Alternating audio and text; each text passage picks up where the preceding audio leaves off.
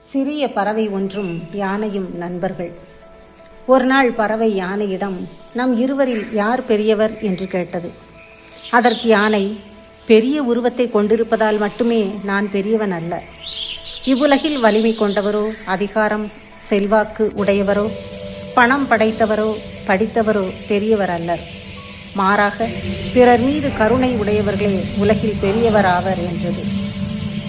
ஆம் அன்பர்களே, கருணை என்பது கொடைகளில் ஒன்று. இது எவருக்காகவும் காத்திருக்காது. பிறருக்காக கவலைப்பட தயாராக இருப்பவருக்கே கருணை சொந்தமாகிறது. இவ்வுலகத்தையே மாற்றும் ஒரே பரிசு கருணையே. அருட்சகோதரியை அன்னையாகவும் புனிதராகவும் மாற்றியது இந்த கருணைதான். வாடிய பயிரை கண்டபோதெல்லாம் வாடிய வள்ளலார் கூறியதும் இந்த கருணையைத்தான். ஆம், கருணை உடையவர்களாய் உலகில் பெரியவர். நாமும் பெரியவர்களாக ஆகலாம் தானே? இந்த கருத்து உங்களுக்கு பிடிச்சிருந்தா சப்ஸ்கிரைப் பண்ணுங்க, லைக் பண்ணி ஷேர் பண்ணுங்க. நன்றி.